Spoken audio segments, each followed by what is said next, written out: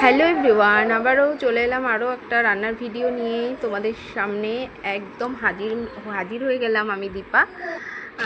তো রান্না করছি, দেখো যেহেতু অনেক ভোরবেলায় রান্না করি আমি আর অনেক ব্যস্ততার মধ্যে থাকি, তাই কিন্তু আমি ঠিকঠাকভাবে ভিডিও বানাতে পারি না। আমি তেলটা কড়াইতে দিয়ে দিয়েছিলাম, মাছগুলোও ভাজা হয়ে গেছিলো, তারপরে কিন্তু আমি তোমাদের সঙ্গে ভিডিও শেয়ার করছি, ভিডিও তারপরেই বানিয়েছিলাম।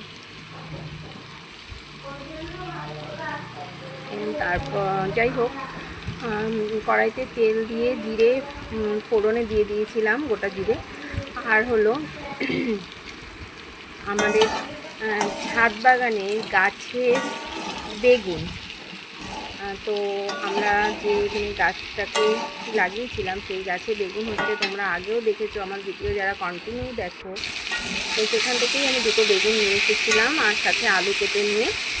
আর এই রান্নাটা করছি কোনো মশলা ছাড়া, কাঁচা লঙ্কা দিয়ে। গরমে বেশি মশলা আমাদের বাড়িতে কেউ অতটা পছন্দ করে না, আর বেগুন যেহেতু, বেগুনে মশলা ছাড়াও কিন্তু খাওয়া যায়, ভালো লাগে।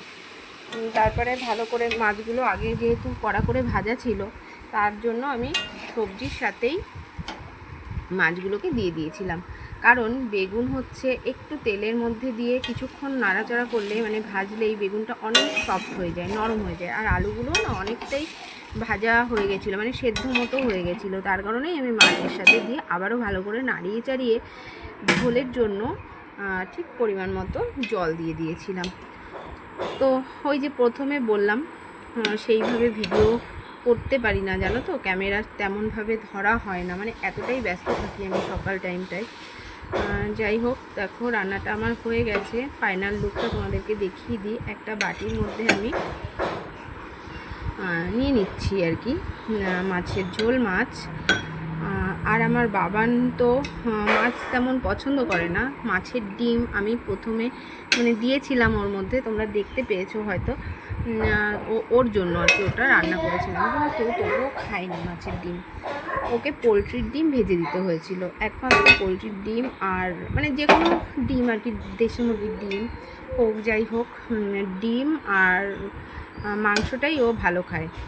তো যাই হোক, ওর জন্য ডিমের অমলেট করে দিয়েছিলাম।